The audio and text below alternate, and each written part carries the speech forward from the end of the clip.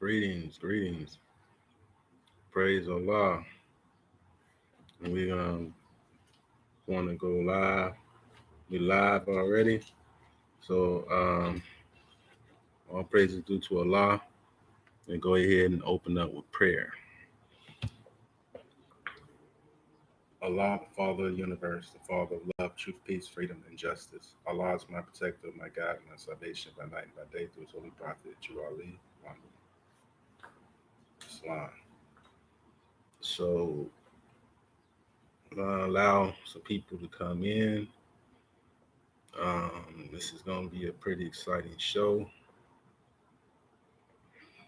What we're going to do is we're going to discuss that situation with the sister. Her name is Carlisha Hood. It's been going viral over the internet. And I want to highlight some issues with that. I already presented my position online as it relates to what could have been done differently. You know, it was a shock to the senses because we don't often get an opportunity to see ourselves in such a light. So, what I want to do is I want to tie it all together. I want to share with the family how the status correction piece fits and figures into this whole scenario. I want to go over the fact that why it's necessary for us to correct our status and the fact that we have, you know, even though we have come a long ways, we still have a ways to go. Um, so I want to get into some hardcore truths. It's controversial, um, but this is the only way we're going to get through this. You know, you got to learn. We have to learn the truth about our nationality and birthrights. There are no shortcuts. You know, so I'm here to kind of lend my experience to what has transpired with me in my life and to share that with the family. Um, Going into the situation over there, um, again, I reside in the city of Chicago. It's a beautiful city, um, but there are some issues that we're having as relates to our people. So I want to take this opportunity to go over what's wrong, and then we can deal with tap into the solutions. All right. So, well, first of all, there was a whole lot that was going on at that location. This was uh, what you would call a fast food joint, you know, located in Roseland area on 117th and Halstead. I'm familiar with the area. It's like right down the street. Um, I also wanted to highlight the fact that the diet of our people is part of the problem because you are what you eat. And, you know, the Prophet Noble Jali, he came to civilize us in so many areas and so many levels.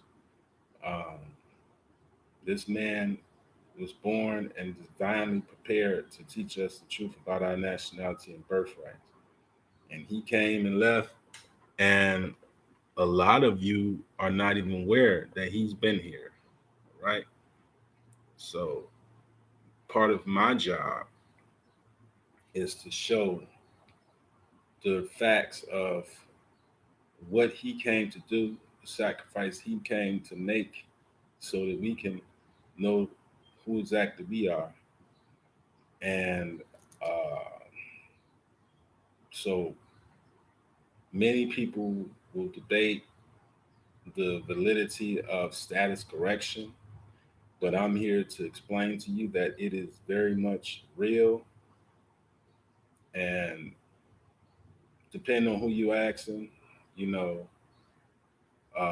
but for me, this is not a popularity contest. Uh, I'm a truth teller, and I'm just giving the people the truth. You know, teaching the people the truth about their nationality and birthrights, and how that how correcting your status can make all of the difference in the world. All right. So I tried to go live maybe I'll say about a week ago. And the video it wasn't even 30 minutes, but somehow, some way, YouTube had the video removed. And the reason why they removed the video is because I shared information as it relates to status correction. I actually flashed my passport card, all right? And what they were saying was I was in violation of certain policies. And this is, this is in this modern age of social media, um, the truth teller is the most serious danger and threat because most of the people are sleeping, where the truth teller, especially if they have not been compromised, they have the burden of sharing this information with the public, an ungrateful and unstable public. You know, most of the people are not trying to be corrected, or they tend to get into their feelings if you tell them the truth. This is a very unfortunate reality for us, right? So I kind of want to go over some things as relates to the steps for correcting your status, and how that applies to our situation as it relates to uh, all of the steps that we have to take on the state level and the federal level. Now, I'm going to be honest with you. It's uh, it's something that you're going to have to be proactive about, um, doing your due diligence, um, and it would help if you don't have any fear of any legal processes, because what I'm dealing with is an ounce of prevention, which is better than a pound of cure. So if you take the position of of preventing certain activity and you're living a certain life, then you don't have to worry about being scrutinized or being herded around like sheep or cattle, right? Because we have a certain, how can I say this? We have a certain obligation to the public to share this information and tell the truth, you know. So being a truth teller is not the easiest thing, and oftentimes it will gain you enemies in high places. But with the power of Allah and His everlasting mercy, if you are on the right trail and you have the right intentions in your heart, then He will protect you. You know, so At the end of the day, it doesn't matter what other people think. We all have our own special assignments. So that being said, I'm going to go ahead and go into a few things. Uh, so let's go ahead and discuss the situation that was on 117th and Halsted. And Miss Carlisha Hood stopped to get some food. I don't know what she was ordering, but the gentleman that was in the video, I think he's 32 years old, and he got pretty heated. He went from 0 to 60 in 2.5 seconds. Okay. It was almost if he had no filter, and the sister, she really had no idea. She had no clue. Um, I mean, many people could speculate that they knew each other. All right. That may or may not be true. I'm not sure. But what I do know is um, the consequences tend up being deadly for that young man. And him having a short temper didn't help the situation because it looked to me as if he was comfortable in meeting out this, uh, well, he was comfortable with abuse and the punishment of this woman who he began to strike as if he was a savage or he was fighting another man. Islam, Islam family. Uh, so I'm. It's like I was totally shocked. It did something to my psyche because I'm like, wow, how could this man react in such a way to the point where the young brother in the store, he came in after a while, and he saw his mother being pummeled. All right.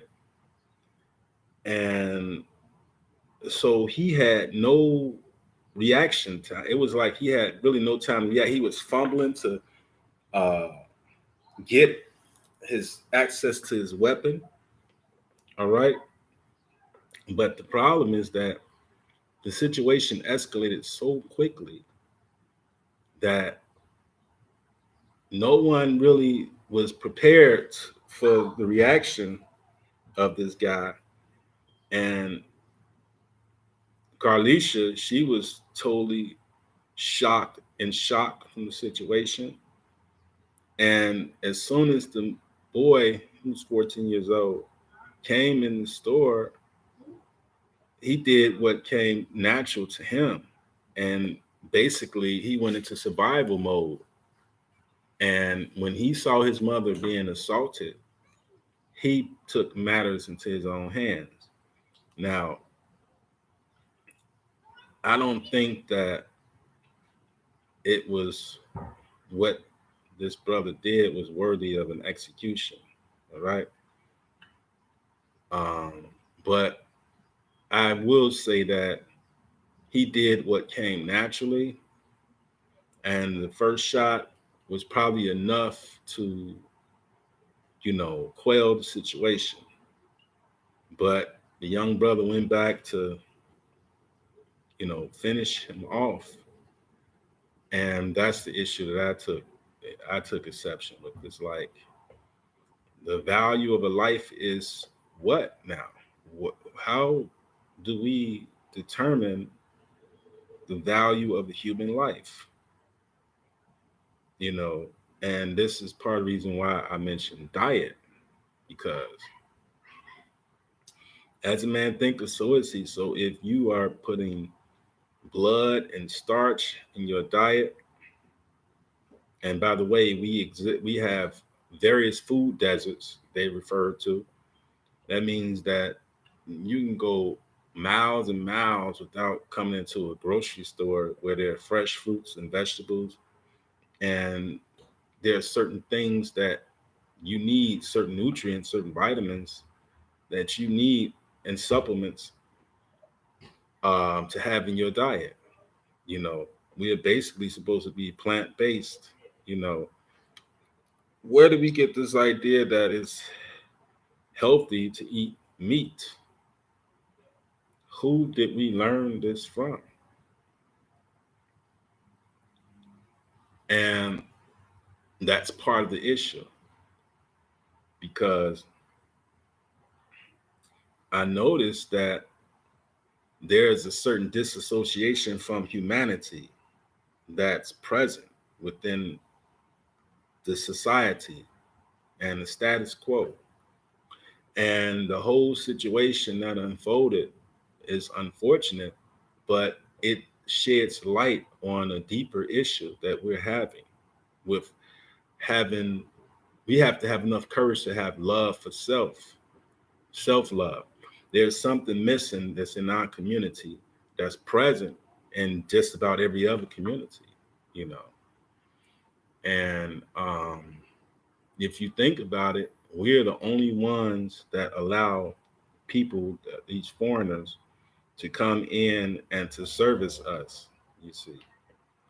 So if you look at the menu at the fast food joint, this is a Maxwell's, by the way, you know, who they sell, you know, all kinds of unsavory things, you know, like the swine, you know, the pork chops, the rib tips, you know, and these are things that are not fit for human consumption.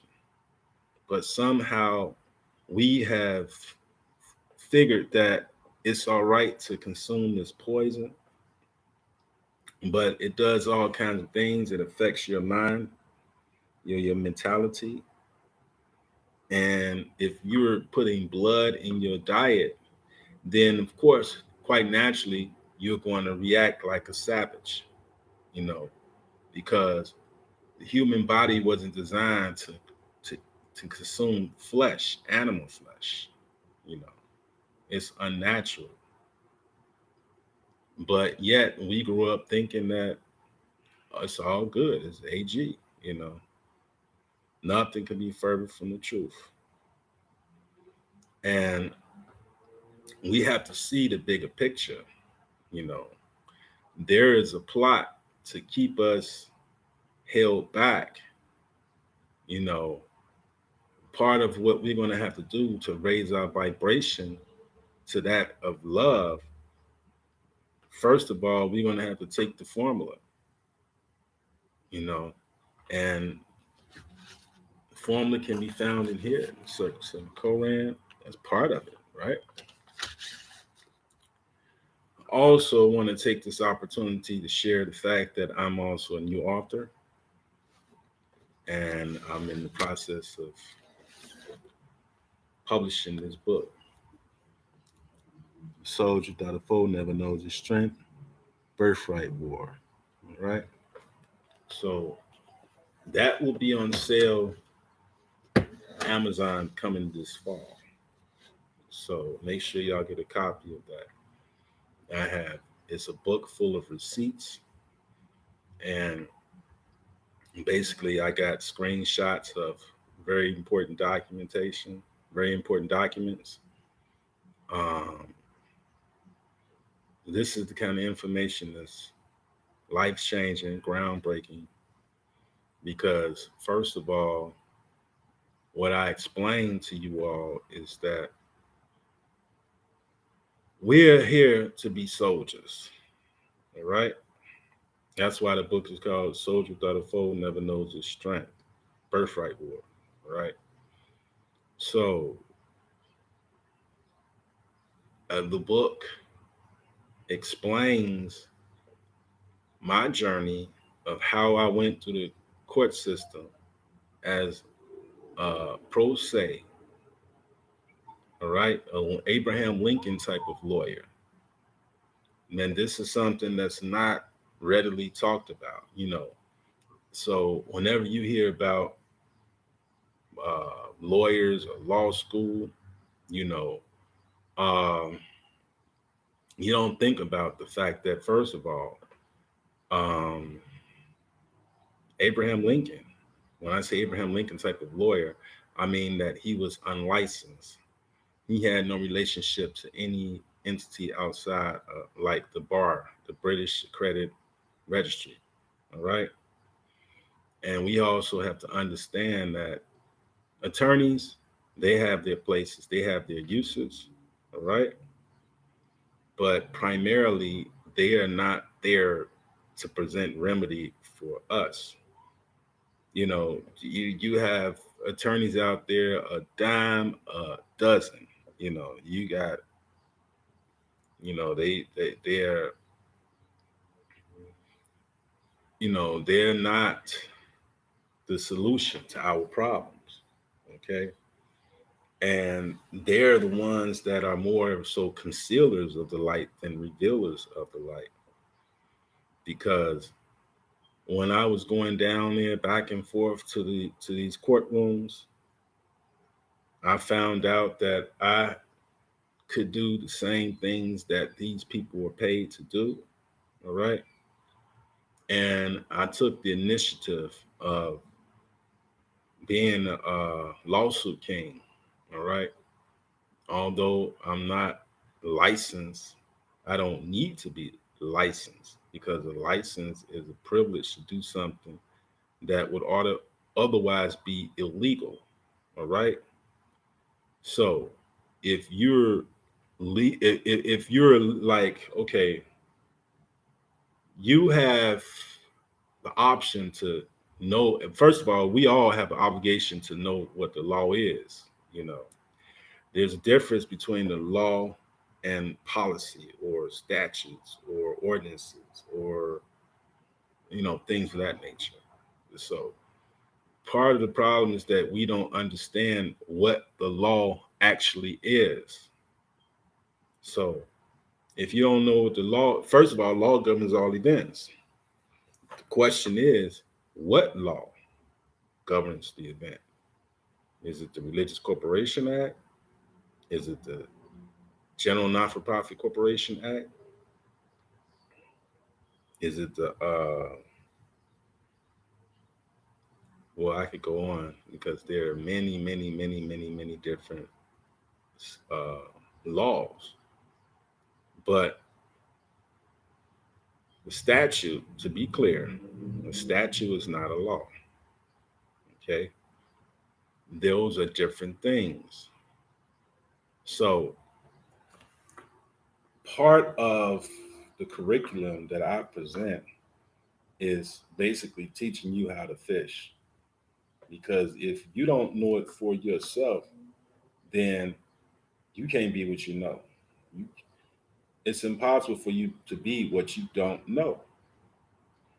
So I had recently I had a debate online, and there were various people in this group that were challenging the information that I was bringing.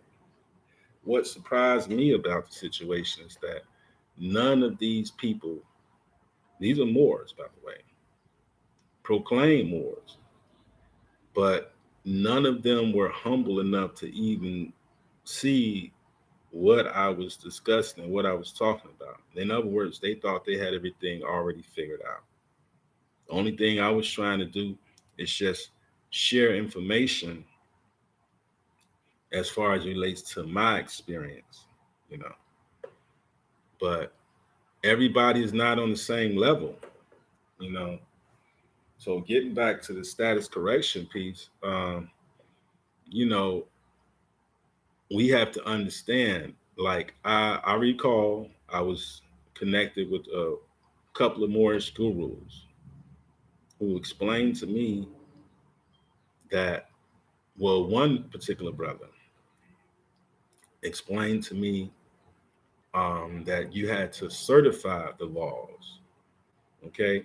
So he had this situation set up where he would have us to, first of all, he had us to order the certain documents from the Library of Congress. All right. Now, these documents had red ribbons around them. And I'm talking about these are documents like the United States Constitution, the Continental Congress of 1776, the Articles of Confederation, the Northwest Ordinance, state law, and they're like seven things. I recall he came to the class and he explained to us that in order to, what you have to do is you have to wake the law up, okay, so that it becomes applicable to you and your situation. Because the law is lying dormant until you activate it and you file. There's a certain way that you can file things and connect yourself to that source. So if you don't know it, then how can you hold anybody else to it? There's certain contracts and certain obligations that's due to us. For example, things being prepaid. Like, if you think about it, you go through life, you pay for everything, right? Everybody expects you to pay for everything. But the issue that truly exists is that most of these things that we pay for are already prepaid. Like, the government has certain obligations as it relates to the Federal Reserve Act and various banking laws, and there are certain obligations that exist. So, um, like, if you look at it, notes or promissory notes or whatever kind of notes you're dealing with, that's basically a promise to pay. So you basically kicking the can down the road for the other generations. Whereas what we're explaining and what we're trying to do is get people to understand how necessary it is to have access to the law. Ignorance of the law is no excuse. So you are going to be held accountable for what you do not know, including what you know. It's just like the Miranda when it says you have the right to remain silent. Anything you say can and will be used against you in a court of law. You have a right to an attorney. If you can't afford one will be handed to you. So there are certain things that we are supposed to be aware of as it relates to the law, and that includes uh, understanding what the nature of the assignment is. And what I want to do is I want to show the correlation between and tie everything together. All right. The incident at that Maxwell's could have been totally avoided. And so what I want to do is I want to give a proper analysis of what it is that went wrong and actually what we can do to correct the situation. And this is the love that I have for my people. This is what causes me to share this vital information because I love y'all. I truly do. I care about y'all. All right.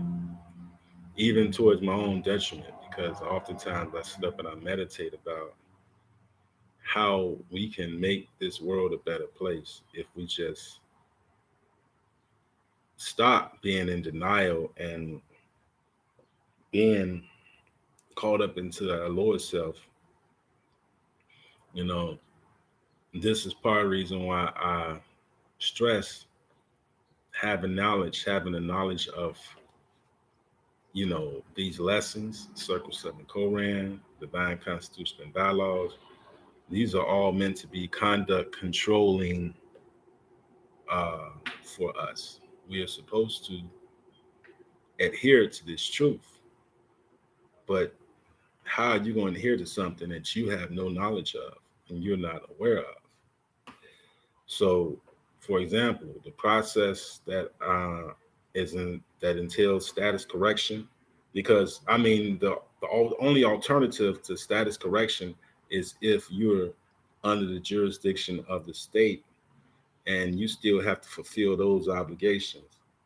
See, so we have certain obligations to society and to the public at large. However, if we don't proclaim our nationality,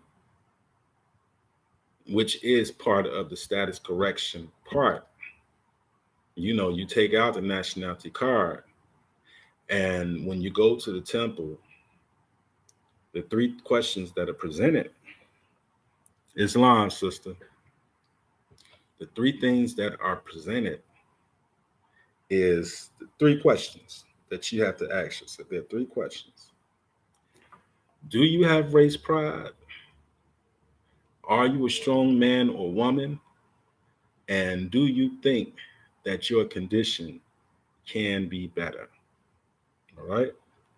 So if you answer yes to all three of those things, then that's when the Prophet Noble Drew Ali set it up and designed it for where you can come forward and you can take out a nationality card. Now, that caveat is to protect the movement, because we're not trying to force anybody to do anything, because religious freedom is just that. You have the option of choosing what religion that you're going to be a part of. You know, that's a choice and a decision that all of us have to make. All right. When you have the proper information, then you already know that you're Moorish American Muslim. You have no problem with proclaiming that. But most of our people are not aware of the fact that we are actually Moors. And due to an annual avalanche of lies, since the Prophet Noble Drew Ali came on this plane, uh, he basically came to uplift us and bring us to a higher level, all right? To teach us about the truth about who we are and where we come from. And he said, he was quoted as saying one time, if you're not careful, in 50 years, you won't even know I've been here, all right? So if you go and you look at it from 1928 up until 1978, that would be 50 years. And here we are going into the next 50 years. But there's still hope, because the oral statements of the Prophet Noble Drew Ali explained that it would be the third and fourth generations that would see the good of his work. And he also stated that the Moors we would come into our own in the year 2000. All right. So what I would interpret that as meaning is that it could be any time after the year 2000, even if it was a little extra, like 2023, 2024, 2025. You understand? So, first of all, one of the things that I was really stressing hard on is I actually put this document out. This was the document that came out in 1935. And the brother Jesse Shelby Ill was the affiant of this document, which is document 11551822.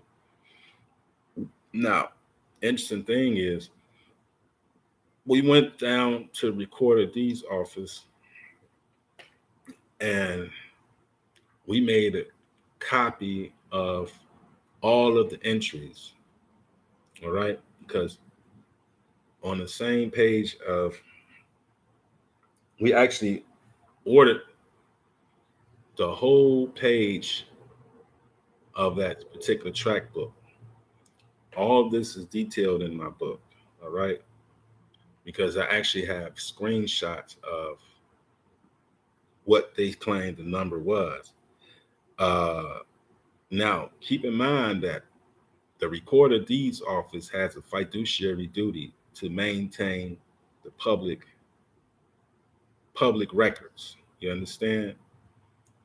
So, if the Recorder of Deeds is crooked or something is going on with them, then that's going to really be a serious issue because they're the custodian. They're supposed to be a custodian. So there's a trust relationship that's been established. And that means that the state automatically has an obligation to all Moorish American Muslims. You understand? There were certain things that were supposed to remain private and other things that was meant for the public. All right. Now, ever since we had become active and frequent flyers down to the Recorder Deeds Office, we noticed some things began to change. They began to become more stricter with their rules. You know, when the incumbent was in office, whose name was Eugene Jean Moore, there was much more lax policy and relationship with the public. However, when Miss Yarbrough, Karen Yarbrough, who replaced was his successor, she basically had a background as a legislator. So when she came aboard, she introduced all these different rules and regulations and different things that you could not do and things of that nature. And I recall the culture of what she represented and how she did that business. Okay. But at any rate, she she ended up ultimately being replaced by a guy named Edward Moody. And then as of December the 7th, 2020, the Recorder of Deeds office went offline and it was merged with the Cook County clerk's office, which now Miss Karen Yarbrough is currently heading up. So it's still the home of the trust. That part hasn't changed. You can still go down there and get a copy of document 10105905, certified copy. All right.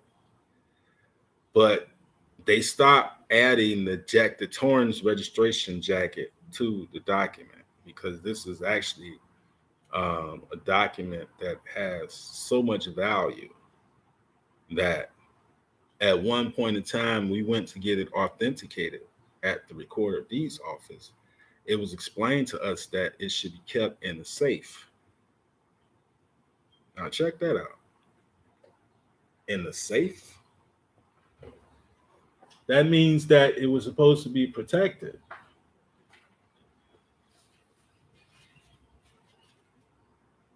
Okay.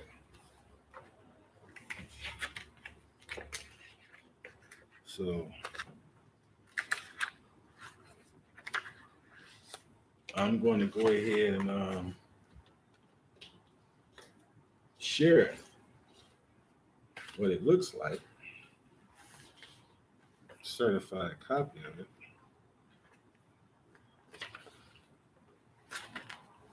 Or I can just go to my book here and show you guys. All right.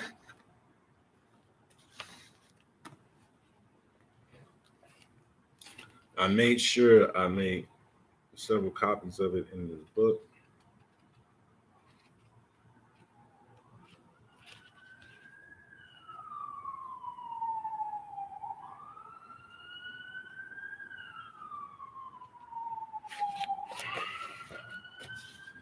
I'm sure you all are familiar with this document. All right. And that's the document I'm referring to. Certified copy of that document.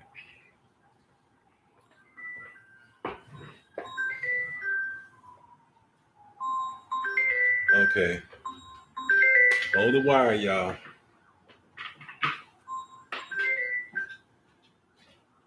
It's fine.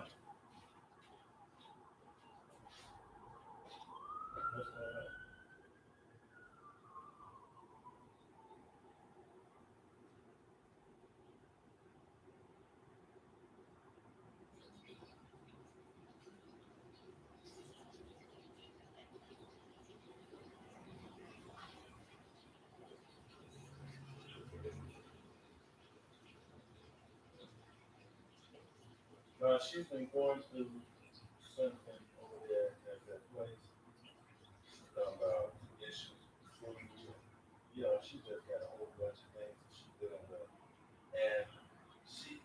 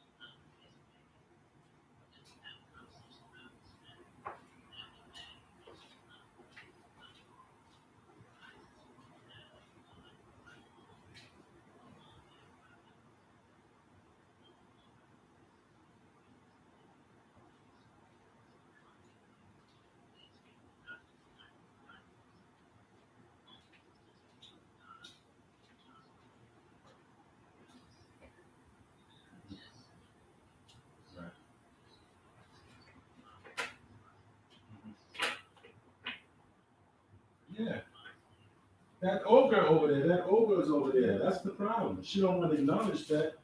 She thinks that I'm the enemy, but I'm not. You know, she needs to understand and get some acceptance.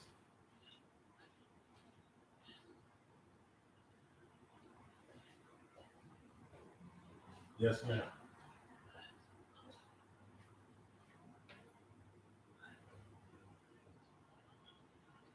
But it's gonna be all right, beloved. I'm not. I actually have no problem with this now. I appreciate that.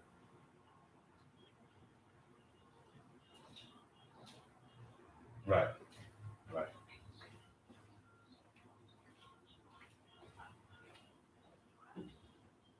Yes, ma'am.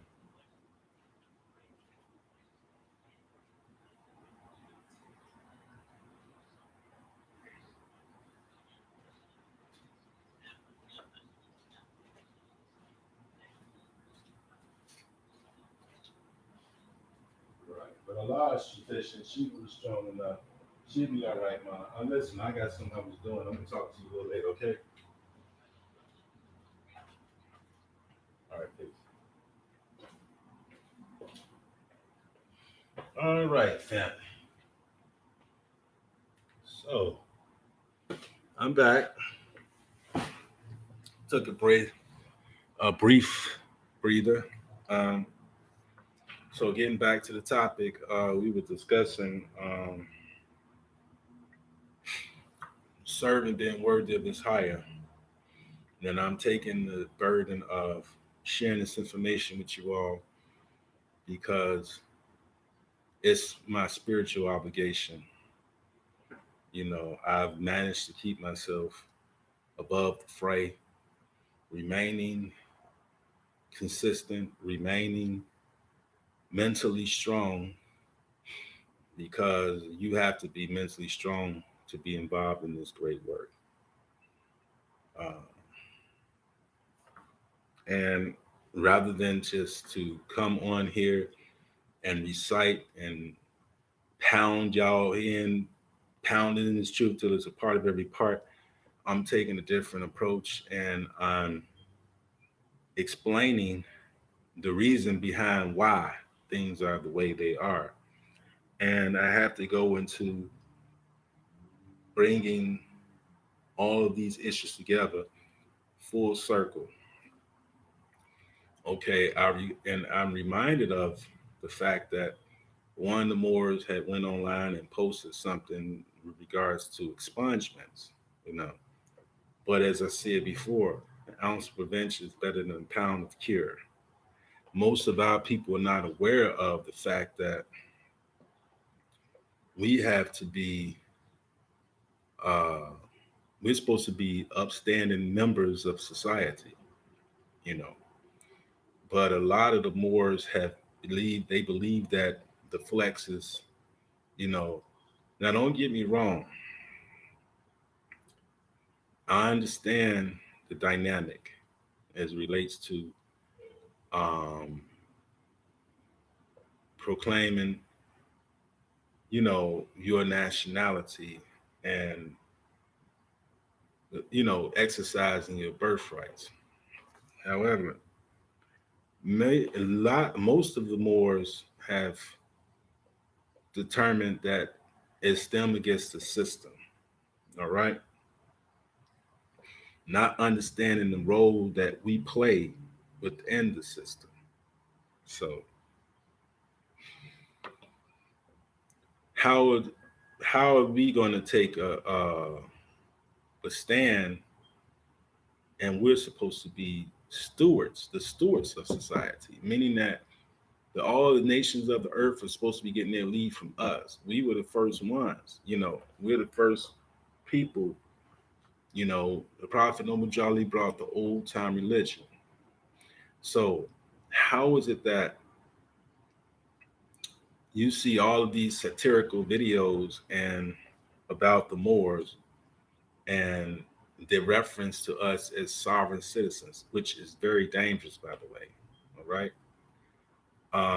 You have a lot of these people who are, and oftentimes they don't reveal their identity, but they go out of their way to put us in a bad light.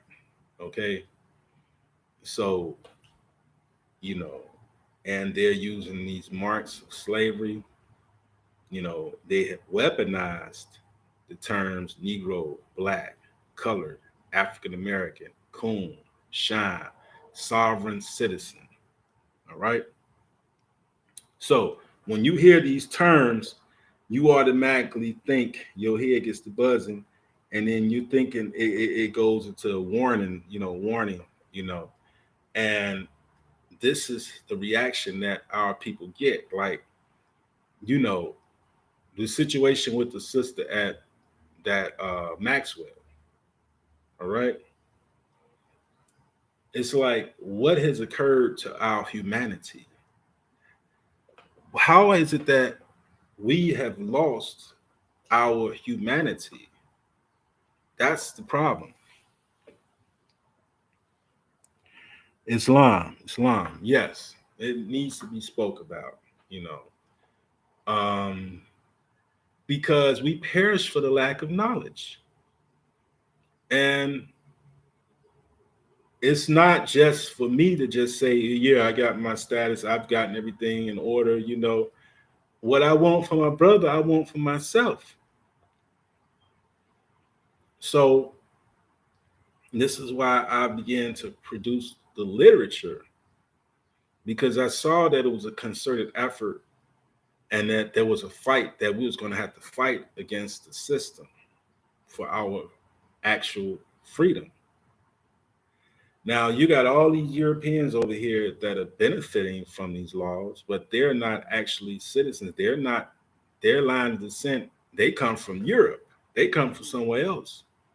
They don't come from here. We're indigenous to this land.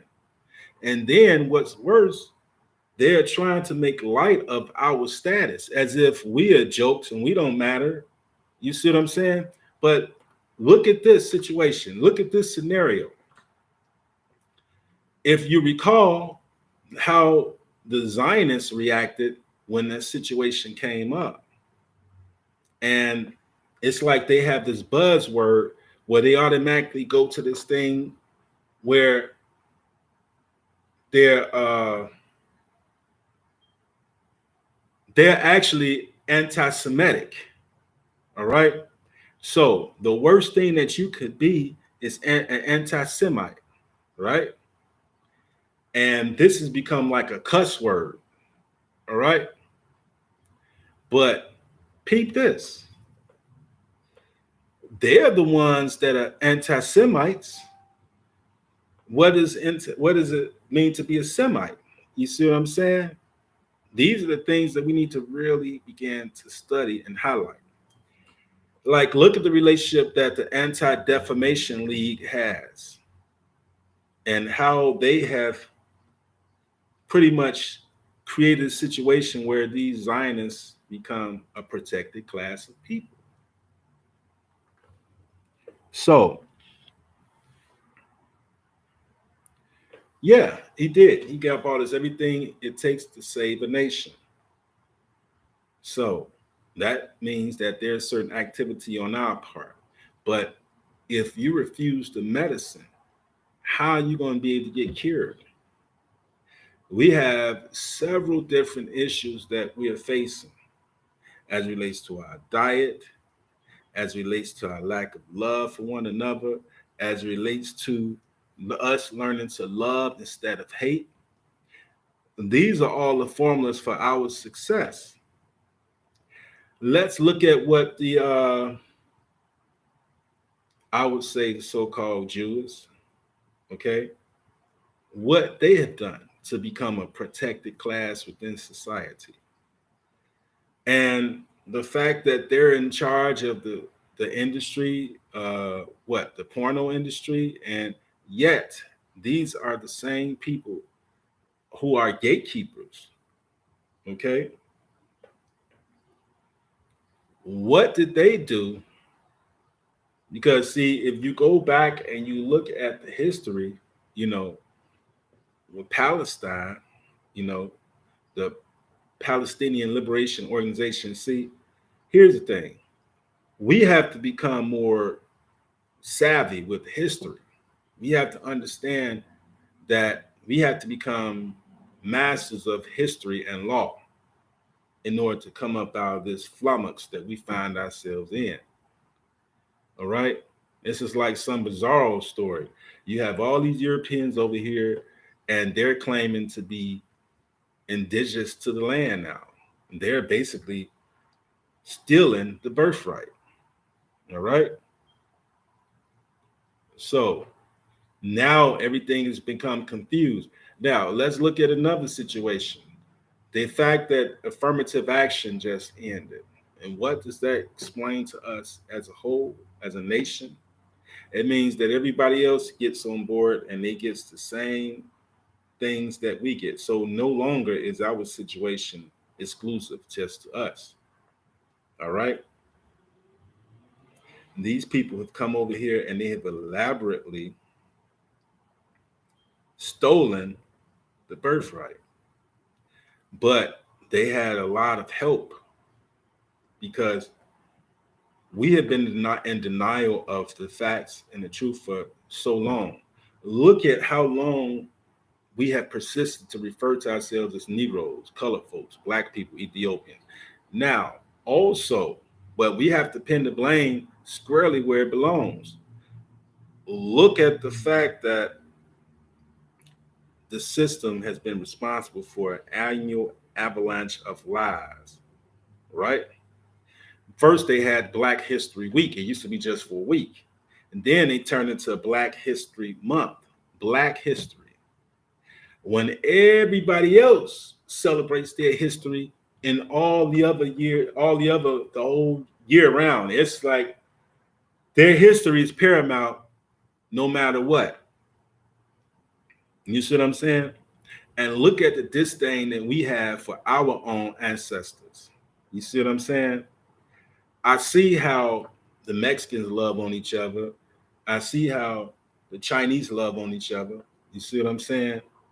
They don't have the same issues that we have. All right. But yet, the prophet Noble Jali was sent exclusively to us. He's the prophet of the whole world. But he was sent exclusively to us to put us back on the point, to put us on our square. You see? And when we don't heed the information that's coming from him, guess what? We suffer for the lack of knowledge. All right. So I'm here to kind of bring it in all into perspective and to bring everything to a point of order. All right. Square one. Giving it to you truth, straight, no chaser. All right. So, yeah, as I was saying before, we have been weaponized against one another, the so-called blacks. And if you look at it, it's dangerous to be a black person. It's very dangerous. It has become so dangerous, all right, that the very terminology has been weaponized against us. First of all, black means pale. So the actual black man is the European.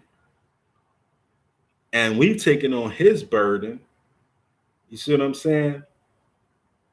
Instead of being who we are ourselves as Moors, but yet these ones, they dress up like us in secrecy. Yeah, the Shriners, the Elks, the Masons. Yeah, they pretend to be us in secret. And recent times, not so secret. You have these Europeans walking around on our land wearing these feathers proudly with rhinestones all on it and everything, real flashy like, right? But the Moorish fez has no rhinestones on it. That's how you know it's the pure truth. But they have all kinds of regalia, the Freemasons and all that. And they worship us in secrecy while criminalizing everything that we're about, because what they don't want to see is they don't want to see our imminent rise. All right. Back amongst the nations of the earth. All right. But there's a certain step that has to take place. We have to declare our independence from the system as it stands, the Declaration of Independence as it states, right? Let me go ahead and go into a little bit of this, all right? Declaration of Independence. So they're going to have a little reading,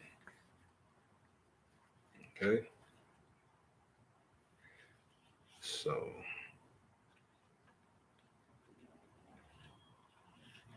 all right, I want to read this real briefly. This is excerpt here. And this is part of the issue. We need to learn the law, exactly what the law is, all right? The Declaration of Independence. This is an action of the Second Continental Congress, July 4th, 1776. The unanimous declaration of the 13 United States of America. When in the course of human events, it becomes necessary for one people to dissolve the political bands which have connected them with another, and to assume among the powers of the earth the separate and equal stations to which the laws of nature and of nature's God entitle them. A decent respect to the opinions of mankind requires that they should declare the causes which impels them to the separation. We hold these truths to be self-evident, that all men are created equal, that they are endowed by their Creator with certain inalienable rights, that among these are life, liberty, and the pursuit of happiness, that to secure these rights, governments are instituted among men, deriving their just powers from the consent of the governed. That whenever any form of government becomes destructive to these ends, It is the right of the people to alter or to abolish it, and to institute new government, laying its foundation on such principles, and organizing its powers in such form as to as to them shall seem most likely to affect their safety and happiness. Prudence indeed will dictate that governments long established should not be changed for like or transient causes. Accordingly, all experience have shown that mankind are more disposed to suffer, while evils are insufferable, than to right themselves by abolishing the forms to which they are accustomed. I'm gonna stop right there. I think you all getting the point behind the reason why the Declaration of Independence was written. But to give you a brief history, it's at some point the Europeans had 13 colonies. All right, which means that they were interlopers on our land. All right. So again, that's part of our battle cry, you see, because we being at home, we have a earthly and divine salvation, whereas others have an earthly salvation. So that means that our remedy extends beyond just the earth, it's also divine. And understanding who we are is the most valuable thing that we can do right at this point in time. So, life, liberty, and pursuit of happiness is what we guaranteed in this Declaration of Independence.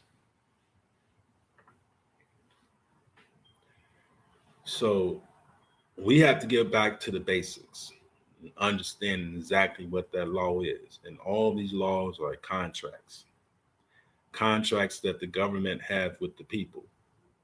And when they stop being, they stop operating that position of government, then we have a right to redress. We have a right to say that, okay, this government does no longer represents us and our interests. And that's exactly where we find ourselves currently.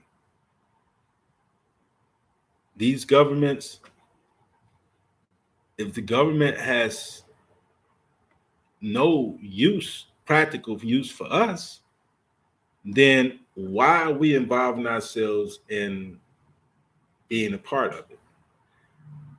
Taxation without representation is unlawful. It truly is. So I want to thank Sister Delilah for her input. She's very active on here. I appreciate you, beloved. She's been one of the mainstays with us, and she's definitely sincere about what she demonstrates. So I want to give honor to that sister. All right. So we have an obligation to the whole world, all right, to share this truth and to put that out there. So the reason why we're not being respected amongst the nations of the earth is because we have failed in our duties to be stewards. We have an obligation to the world, all right, to bring a positive reinforcement, you know. Again, going back to the situation with the Zionists, all right. And they basically have, there's a false narrative that's been created, and they have basically rolled it to the hill, you know. And anytime anybody says anything about them, you know, there's automatic reprisal from the Anti-Defamation League. These people have become masters at protecting their own interests. And we are supposed to be on the same in the same level, vibrating in that same level. First of all, understand the value of having a prophet that was sent to us to teach us who we are and to put us back on our square. That's very important. All right. The fact that he came and went and our people are still not aware. Like if you go out and you do a survey and you can ask 10 people what's their nationality. And you know, in our neighborhoods, 9 times out of 10, they're going to say they're Negroes, colored folks, and Black people. And then we still wonder why we receive the mistreatments and abuses that they care to bestow upon us. See, that's the part that you got to make sense. You have to make it make sense. It is insanity to continue to do the same thing and expect different results. That's what we find ourselves caught up into, this matrix of insanity, right? We have allowed these democrats to represent us in our best interests. So the so-called Black person is normally going to be a Democrat when it's actually the grand old party that was actually representing our interests, but now they have been looked at to be racist. But they're the ones that keep it the realest, right? It's the Democrats or the Democrats that are the ones that secretly hate us and despise us and want to truly be in our place. The only way we're going to get back on track is to understanding that law and knowing, being the message that we bring, because we have become, it's like a bizarre world. You know, when we were on top, you know, we allowed them to have commerce. We didn't hate on them. You understand? We were ruling the seven seas. You understand? And of course, you know, before anybody could eat, they had to exchange, you know, fiat with us. It was, you know, we were in control of the ebb and flow of everything. And part of the reason why that has changed is because the fear is so great. Now, if you look at it and you think about it, the Moors, as the Moors, we struck so much fear in the other people, the nations of the earth, right? And we are destined to return back to that. Now, this is part of the reason why the Prophet Noble Jali said, Moors, when you get to the top, treat them nice, right? He's talking about the European, okay? Because he understood that the protection that we have comes in the law, and it's the law that governs all events. No matter what you may think about it, that's it. That's the law. That is the remedy. Understanding what that law is. All right. And I mean the divine constitution and bylaws, not just the divine constitution and bylaws, but there are other laws that we have to be aware of, like the United States Constitution or the Constitution for the United States of America. What I'll do is I'll take the opportunity to read from my book with laws specifically that we're making a reference to, right? Okay. Check this out. The Articles of Association, the First Continental Congress of the United States of America, 1774. The Declaration of Independence, which I just read from, right? Second Continental Congress of the United States of America, 1776. The Articles of Confederation for the United States of America, agreed to by Congress November 15, 1777, ratified and enforced March 1st, 1781. The Northwest Ordinance, territories to become republic forms of government, in force since July 13, 1787. The Constitution for the United States of America, inaugurated in New York City on March 4th, 1789. The Bill of Rights, Amendments 1 through 10, adopted by Congress on September 30th, 1789.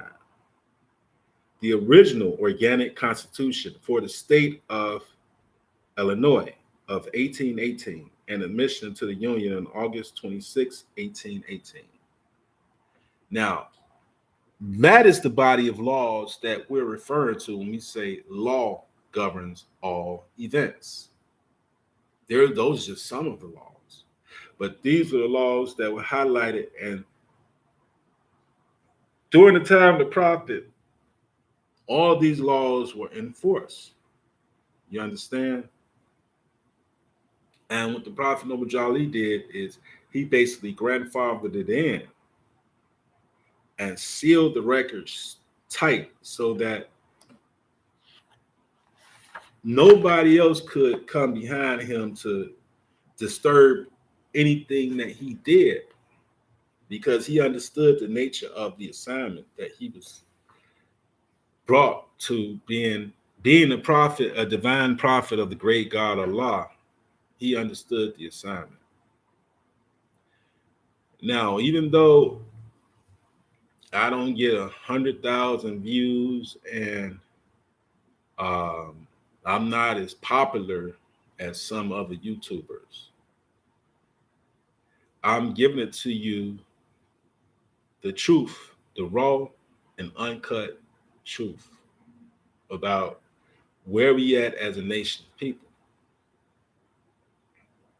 So I don't profess to know it all. I just know what I know. Right?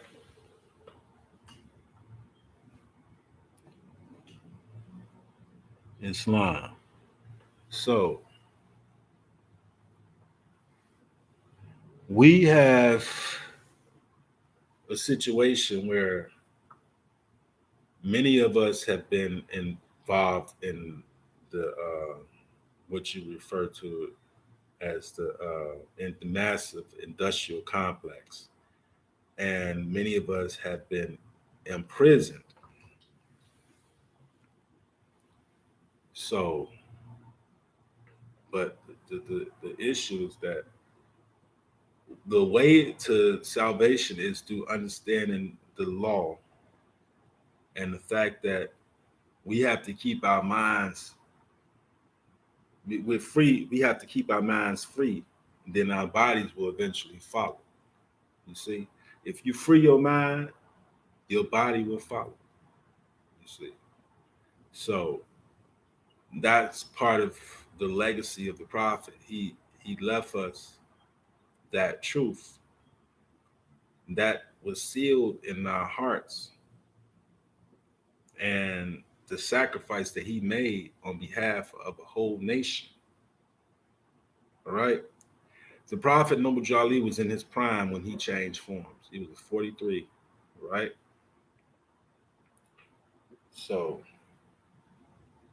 recognize that he came to do a certain job, and when his job was done, he passed forms. And that's what's in store for each and every one of us. We come here, we got to work, we have work to do. After we do that work, we transition on. So you got to ask yourself, well, what contribution do you have to make to this world? You see? Because obviously his contribution was great. And so great to the point that you have a lot of people that are parroting his words, but they don't truly have an understanding of what it means, to the intrinsic value of understanding what this truth is. You understand? Because that's a heavy burden. We have a whole nation waiting on us, the whole world is waiting on us to be the message that we bring. But many of us are still playing, you see. And until we come into that hardcore truth and reality, we're going to continue to keep getting played to the left, you see, while our bread gets eaten by another. See, so this is why I'm making this plea to my people. You know, it's time for us to be the message that we bring. It's time for us to step into the affairs of the nations of the earth. It's time for us to declare our independence and separate ourselves from this great experiment, right? But before you can do that, you have to understand what the law truly is in order to gain the benefit from the law. You see? So I love y'all. This is part of the reason I do what I do, because of the love that I have for my people. All right. Now, so getting back to the situation with Miss Carlisha Hood, I'm just basically going into that subject matter because I want to show the systemic, uh, how the system has been, how could I say this?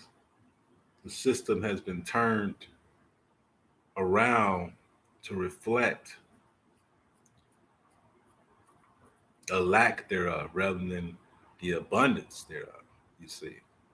And if you listen to the government, they're nothing more than poverty pimps. You understand? So they don't approach things from the position of prosperity. It's like economics, it's the allocation of scarce resources. So they look at it from a scarcity mindset, you see, as if there's never enough to go around. But yet, when it's time to pay reparations to the other nations, there's is something there. I recall that during the World War II, well, I don't recall personally, but I'm speaking of history now. And the fact that the Japanese, this was right soon after, this is like during the Second World War, the Japanese were gathered up and taken to internment camps. They were basically snatched up, and all of them were gathered up. And but you know what occurred? They had to be given restitution, and they paid for that. See, we are the only ones that have not been restored when we were basically taken advantage of for so long. We have become the footstool of the rest of the nations of the earth. But it's just like the lesson says, it says the first shall be the last, and the last shall be the first. All right? Because we were the first. We were paramount in everything. We are the first nation. We're the oldest nation on the planet. Hence the dark melanin skin. Now, we were here longer than anybody else. So we've been kissed by the sun. Sun kissed people. That melanin represents the sun. See? So I love myself. I love my people. And I desire to see them demonstrate the truth and the divine truth. If there's the truth, then there's the divine truth. All right. So we have a whole lot of work to do, y'all. And I'm honored to be amongst you all. All right. It's just like the prophet said, he says he was honored to have a few faithful amongst us. All right.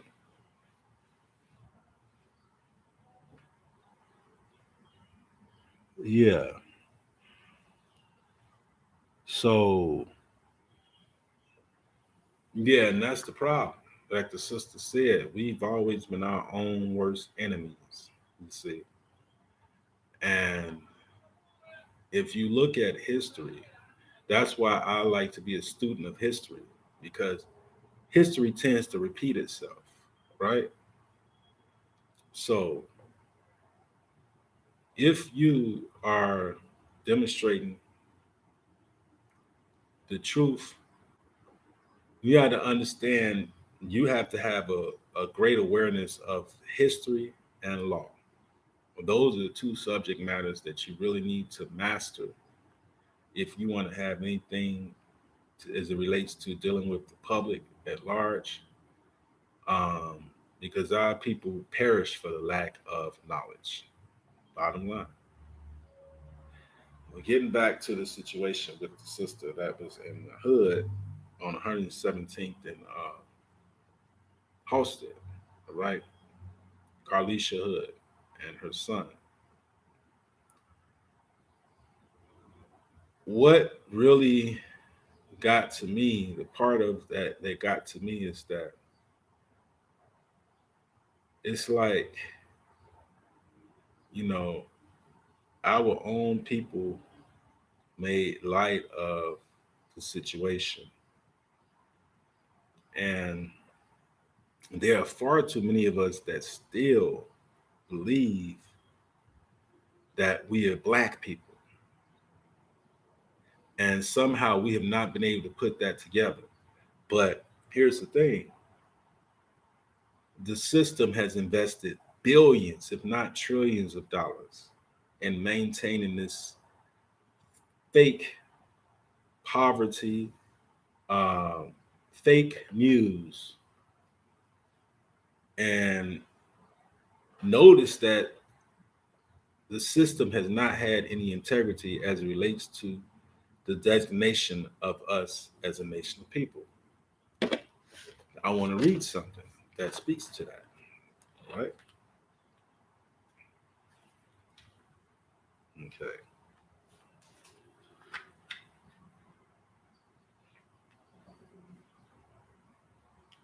Check this out. This I'm reading from the literature booklet. This is called Nickname. When the forefathers of the Moorish Americans were first brought to this nation, they had a nationality and a name. But in order to separate them from the achievements of their fathers, a name was given to them which had no connection whatever with the founders of civilization. They were nicknamed Negroes.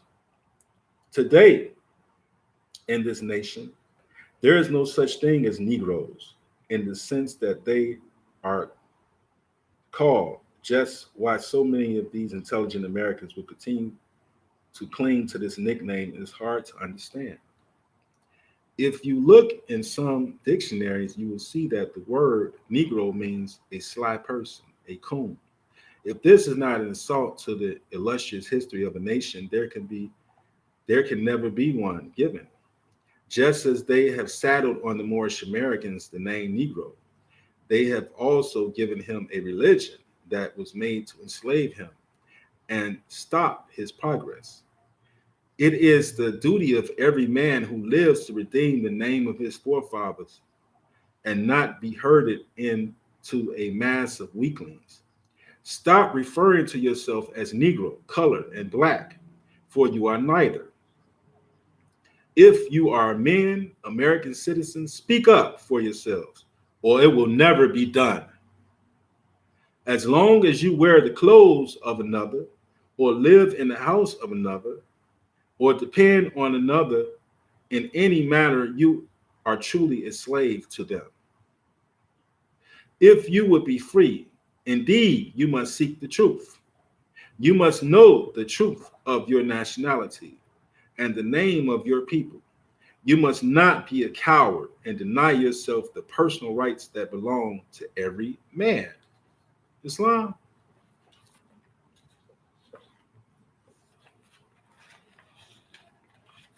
Okay.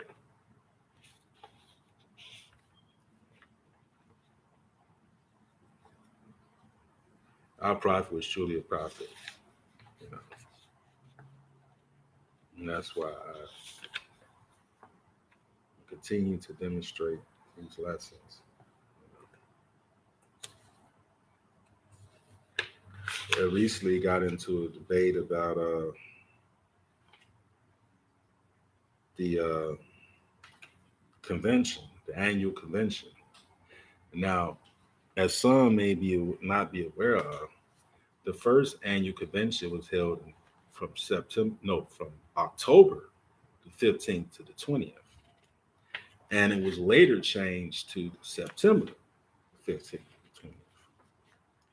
Although that never made much sense to me. You know, why would they change the dates? What would be accomplished by changing the dates of the convention? It made no sense to me. But I'm going to get into that too, because it's like before we can move forward, we have to take a step back, you know.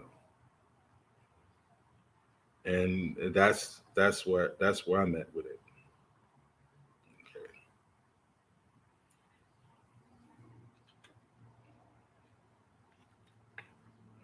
So I got a few new tidbits in here that I've seen, and I want to go over it.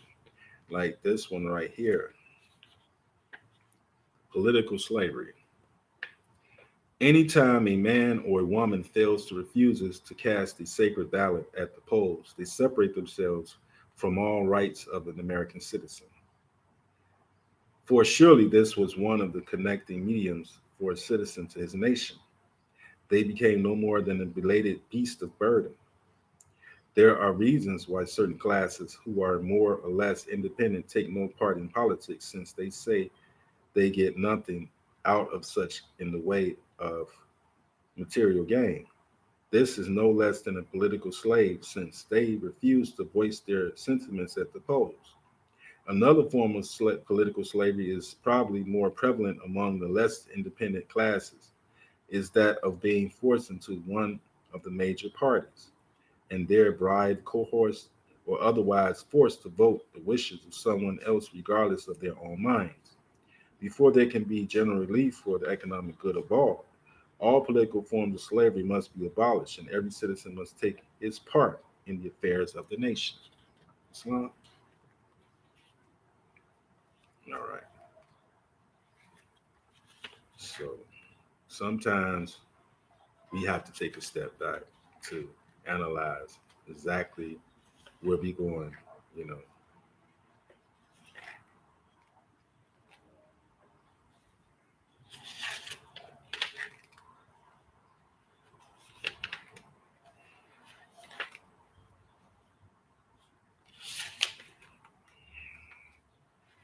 Here we go. This is what I was looking for. What shall we call him?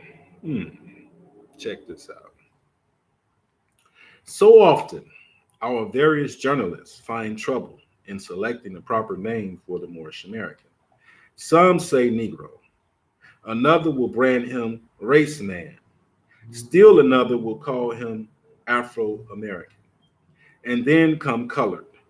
dark American, coon, shine, the brethren, and your folks. It is indeed hard matter to find something suitable for the various occasions where the title needs to be used.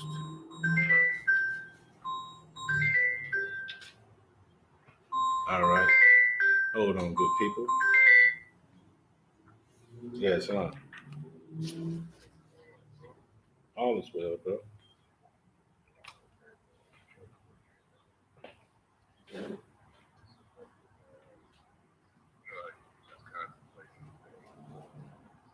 Hmm.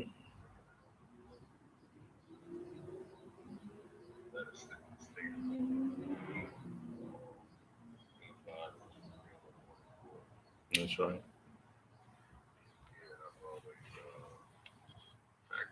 Islam. One moment of return.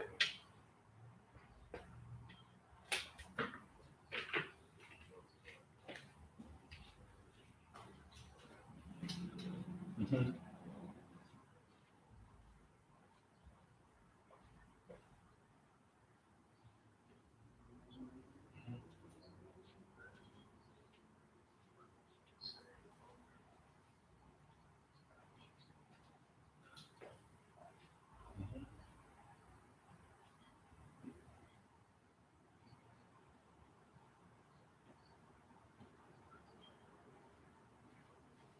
Right.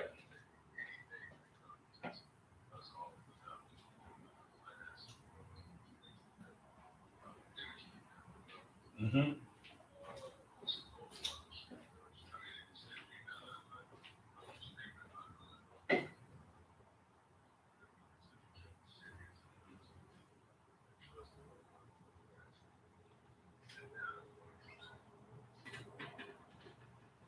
No, you know what? It's not that. It's just that our people, our families lost faith. You know, we was doing everything it takes to save the nation. We were introduced to the prophet of God. We know who he is. That's a blessing in and of itself. But the problem is, too many of us are in denial of facts, and many of us. And I was just having a conversation with little bro about this. Too many of us have sold out. You see what I'm saying? And we'd rather, you know, we'd rather be on something else. You know, so like the girls, it's like there's a separation.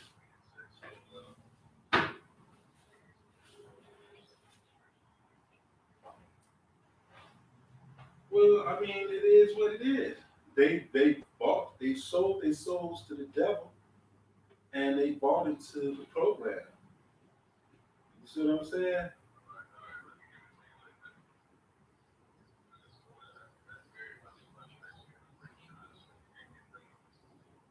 No, no, no, no, no, no, no. That's not true.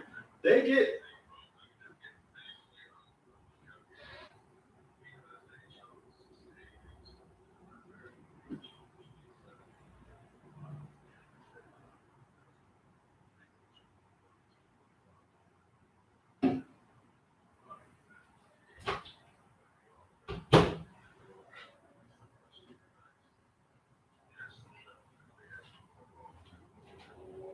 yeah, yeah, yeah.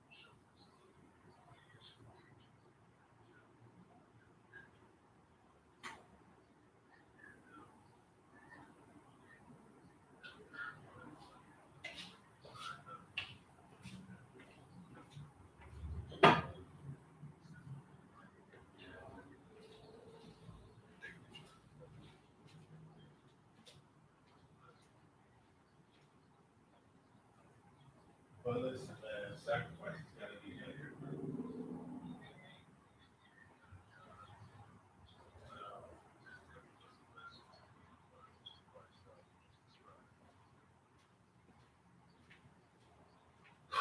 Well, brother, I was actually doing this live, so I need to get back to it. So can I hit you back a little later?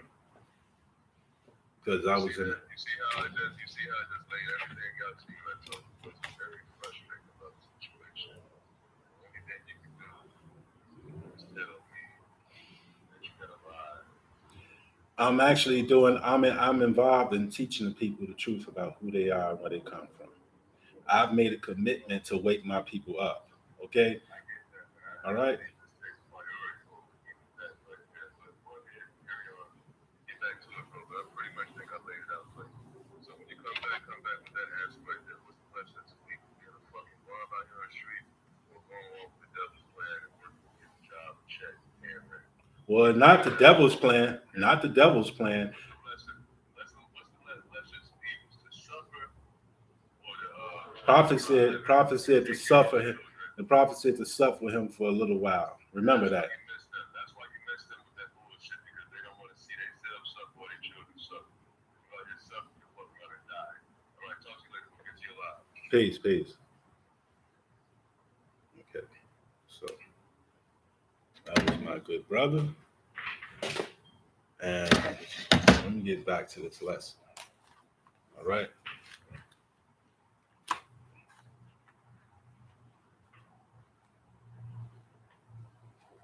So I started reading.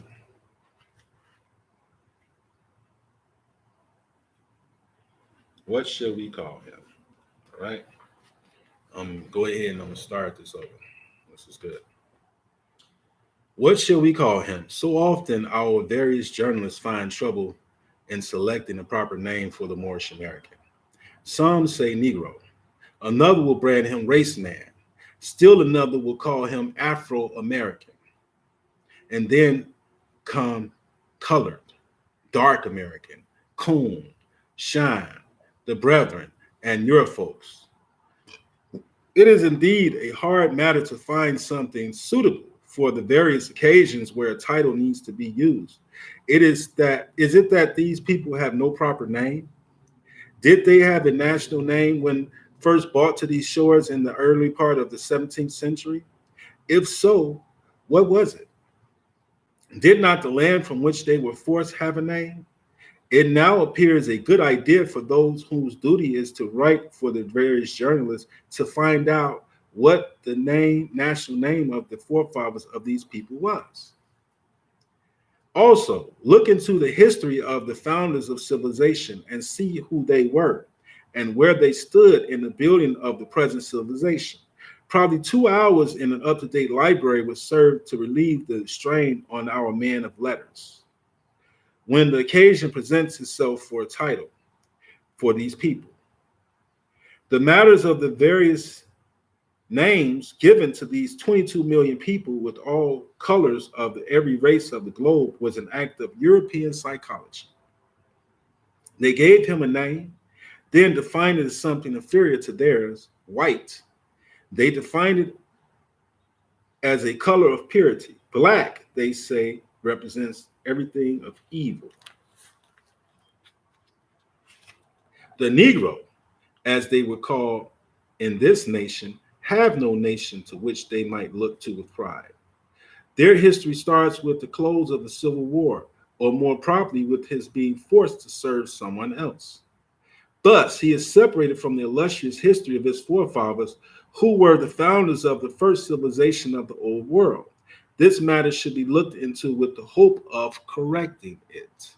Islam. So, that's part of the issue, you know, not understanding the law and what it is has caused us to perish. Now, it's clearly obvious that I don't do this for the cash apps, even though I did leave my information in the my cash app handle. But obviously, If I had to depend upon y'all to eat, it wouldn't be so. So the great God Allah has saw fit to, carry me through, and I'm grateful to Him because He's the one that guides me and directs me on the path that I'm on, and explains to me that I need to do what I need to do. All right. So um, it's interesting because I'm going to be wrapping this up real soon. You know, I don't get much support on this platform.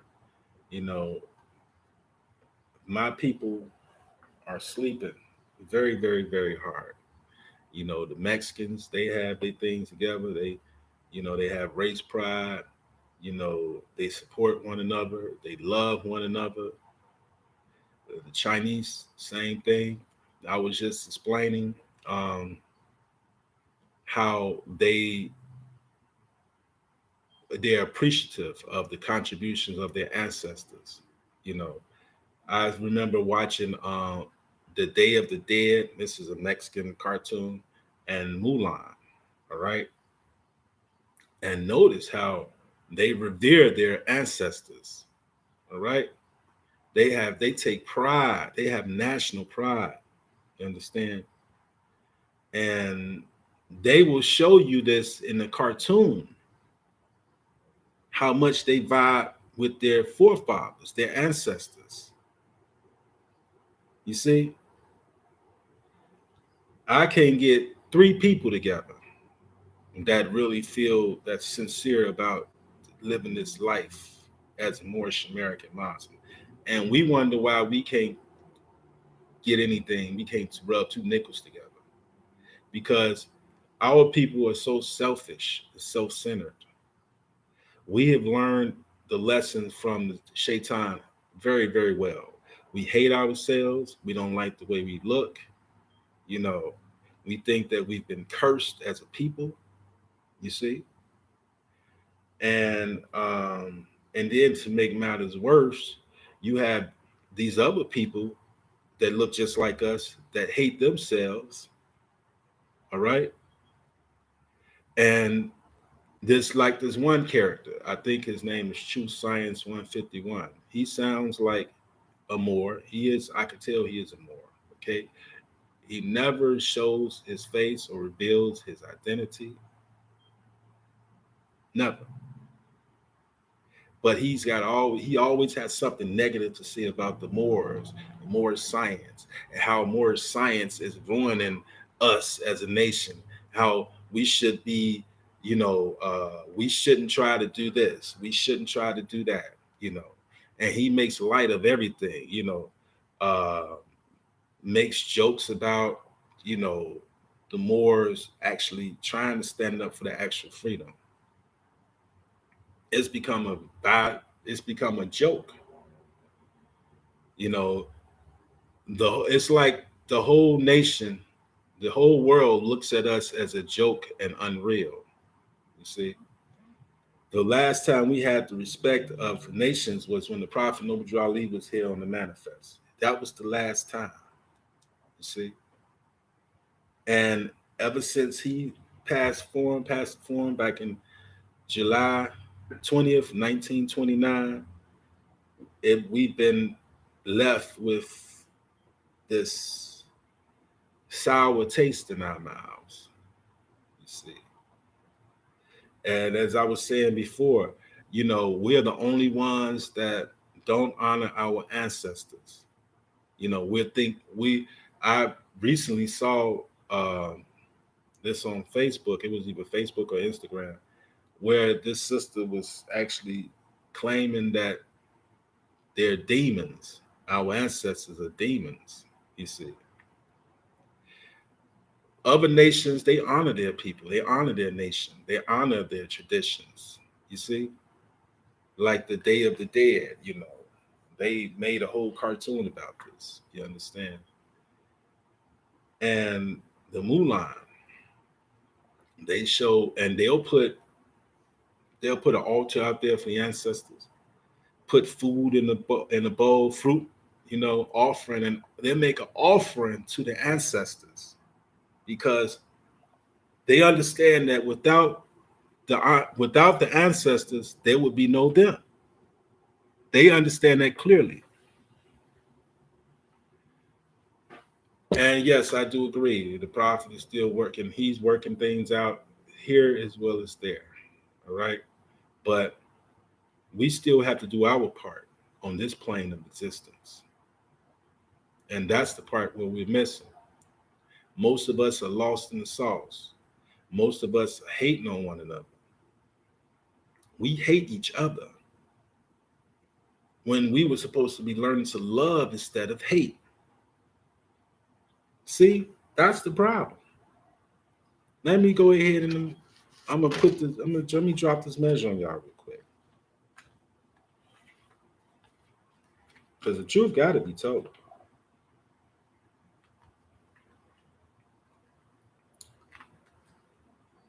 The Divine Instructions from the Holy Prophet, chapter 45. Check this out. The divine origin of the Asiatic nations. The fallen sons and daughters of the Asiatic nation of North America need to learn to love instead of hate, and to know of their higher and lower self. This is uniting of the Holy Koran of Mecca for teaching and instructing all Moorish Americans, etc. The key of civilization was and is in the hands of the Asiatic nations, the Moorish, who were the ancient Moabites and the founders of the holy city of Mecca.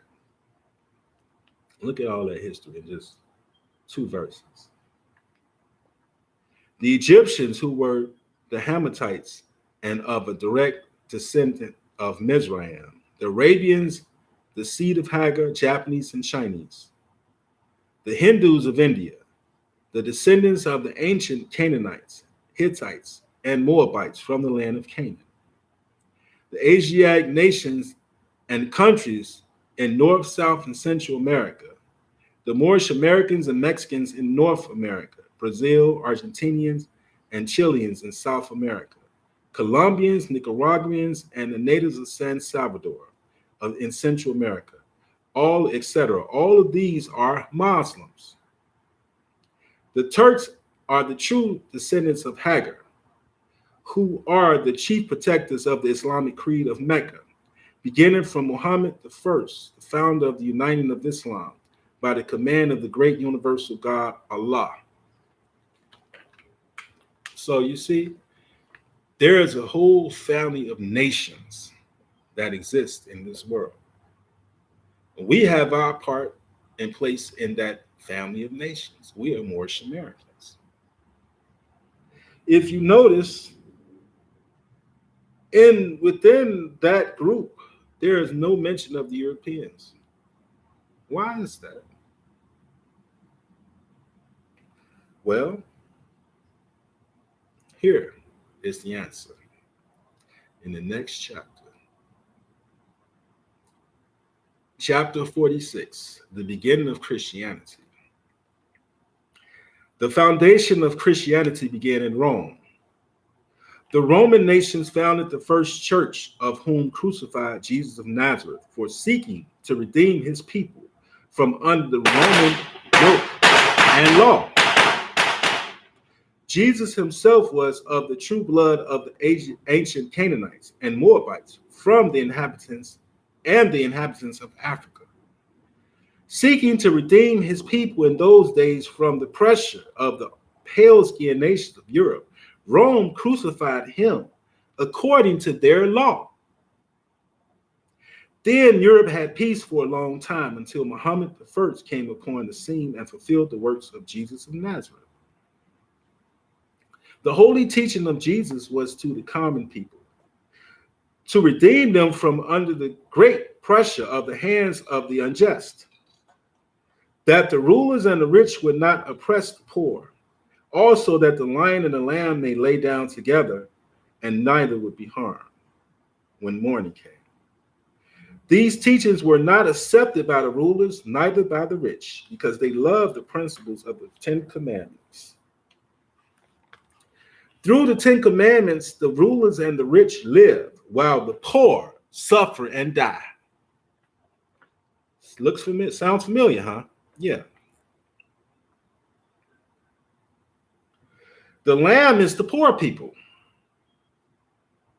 The lion is the rulers and the rich.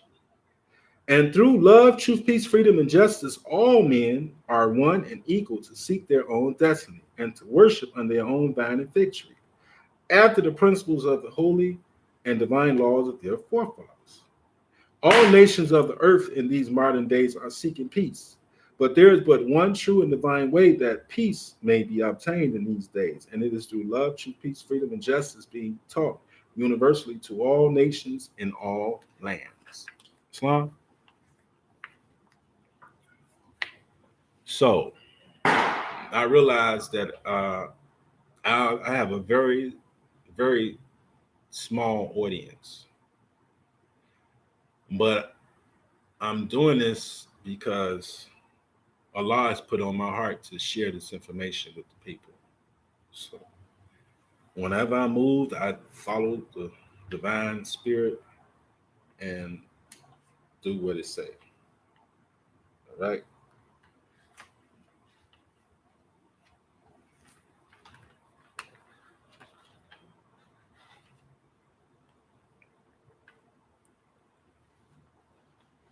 I want to also read this. This is part of record. The industrious acts of the Muslims of Northwest and Southwest Africa. These are the Moabites, Hammatites, Canaanites who were driven out of the land of Canaan by Joshua and received permission from the pharaohs of Egypt to settle in that portion of Egypt. In later years, they formed themselves kingdoms. These kingdoms are called this day Morocco, Algiers, Tunis, Tripoli, etc. Then these are the works of our ancient forefathers, right?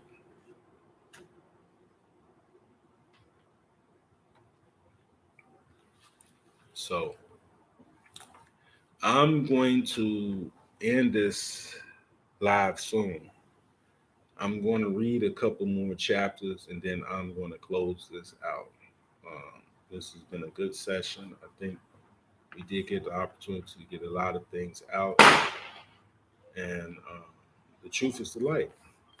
So let me continue on, and if there's anybody that want to contribute anything to what we're doing, then feel free to hit my cash app.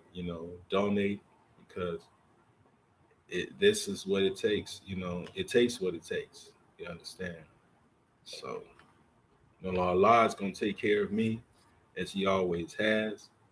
Um, and either you can get it, go for it yourself, or you can continue to perish for the lack of knowledge. It's up to you.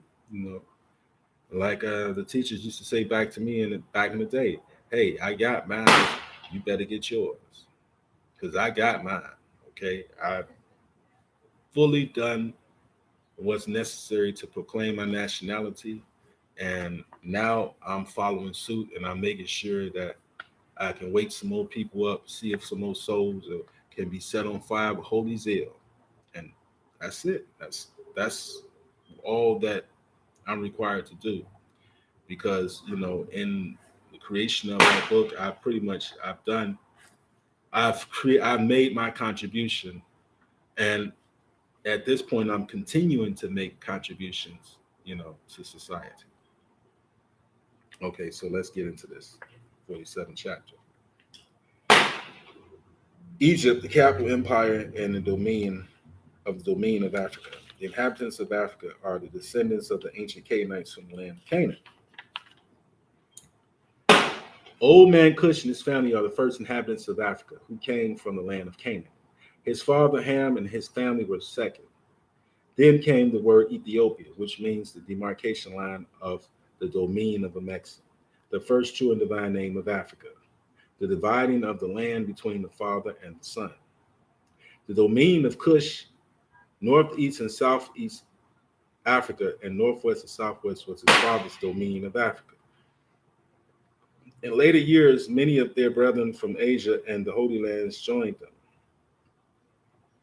The Moabites from the land of Moab, who received permission from the pharaohs of Egypt to settle and inhabit northwest Africa, they were the founders and are the true possessors of the present Moroccan Empire. With their with their Canaanite, Hittite, and Amorite brethren who sojourned from the land of Canaan seeking new homes. Their domain and habitation extended from northeast and southwest Africa across the great Atlantis, even into the present North and South and Central America, and also Mexico and the Atlantis Islands, before the great earthquake which caused the great Atlantic Ocean. The river Nile was dredged and made by the ancient pharaohs of Egypt in order to trade with the surrounding kingdoms. Also, the Niger River was dredged by the great pharaoh of Egypt in those ancient days for trade and extends eastward from the river Nile, westward across the great Atlantic. It was used for trade and transportation. According to all true and divine records of the human race, there is no Negro, black, or colored race attached to the human family, because all of the inhabitants of Africa were and are of the family of the human race, descendants of the ancient Canaanite nation from the holy land of Canaan. What your ancient forefathers were, you are today without doubt or contradiction. There is no one who is able to change man from the descendant nature of his forefathers, unless his power extends beyond the great universal creator, Allah himself. These holy and divine laws are from the prophet, Noble Drew Ali, the founder of the Uniting of the Moorish Science Temple of America. These laws are to be strictly preserved by the members of all the temples of the Moorish Science Temple of America, that they will learn to open their meeting and guide it according to the principles of love, truth, peace, freedom, and justice. Every subordinate temple of the Grand Major Temple is to form under the covenant of love, truth, peace, freedom, and justice, and create their own laws and customs in conjunction with the laws of the Holy Prophet and the Grand Temple. I, the Prophet Noble Ali, was sent by the great God Allah to warn all Asiatics of America to repent from their sinful ways before that great and awful day which is sure to come. The time has come when every nation must worship under its own vine and fig tree, and every tongue must confess his own. Through sin and disobedience, every nation has suffered slavery due to the fact that they honored not the creed and principles of their forefathers. That is why the nationality of the Moors was taken away from them in 1774, and the word Negro, black, and colored was given to the Asiatics of America who were of Moorish descent, because they honored not the principles of their mother and father, and strayed after the gods of Europe, of whom they knew nothing. And that continues to persist to this very day. Islam. So we're going to go ahead on and carry on over to the end of time and the fulfilling of the prophecies. The last prophet in these days is Noble Drew Ali, who was prepared divinely in due time by Allah to redeem men from their sinful ways and to warn them of the great wrath which is sure to come upon the earth. John the Baptist was the forerunner of Jesus in those days, to warn and stir up the nation and prepare them to receive the divine creed which was to be taught by Jesus. In these modern days, there came a forerunner who was divinely prepared by the great God Allah, and his name is Marcus Garvey, who did teach and warn the nations of the earth to prepare to meet the coming prophet, who was to bring the true and divine creed of Islam. And his name is Noble Drew Ali, who was prepared and sent to this earth by Allah to teach the old-time religion and the everlasting gospel to the sons of men, that every nation shall and must worship under their own vine and fig tree, and return to their own and be one with their Father God Allah. The Moorish Science Temple of America is a lawfully chartered and incorporated organization. Any subordinate temple that desires to receive a charter, the Prophet has them to issue to every state throughout the United States, etc. That the world may hear and know the truth, that among the descendants of Africa there is still much wisdom to be learned in these days for the redemption of the sons of men under love, truth, peace, freedom, and justice. We, as a clean and pure nation descended from the inhabitants of Africa, do not desire to amalgamate or marry into the families of the pale-skinned nations of Europe, neither serve the gods of their religion, because our forefathers are the true and divine founders of the first religious creed for the redemption and salvation of mankind on earth. Therefore, we are returning the church and Christianity back to the European nations as it was prepared by their forefathers for their earthly salvation, while we, the Moorish Americans, are returning to Islam. which was founded by our forefathers for our earthly divine salvation. The covenant of the great God Allah. Honor thy father and thy mother, that thy days may be longer upon the earthland which the Lord thy God Allah has given thee. Come, all ye Asiatics of America, and hear the truth about your nationality and birthrights, because you are not Negroes. Learn of your forefathers' ancient divine creed, that you will learn to love instead of hate. We are trying to uplift fallen humanity. Come and link yourselves with the families of nations. We honor all of the true and divine prophets. Praise Allah. Islam. So that was it, y'all. That's it, family. We went through it. We got through it. I love y'all with a never down love. And we're going to go ahead and we're going to wrap this live up. I will be more involved and invested in getting this information out to the people. So just stick with me, show your love and support. The servant is definitely worthy of his hire. So with that being said, I'm going to close it out. Allah, bound our hearts and minds by the ancient forefathers' divine creed and principles. We ask this in our holy name, the seventh Elohim. Amen. Allah, the Father of the universe, the Father of love, truth, peace, freedom, and justice. Allah is my protector, my guide, my salvation, by night, by day, through his holy prophet, Jew Ali. Amen. Islam. I love y'all.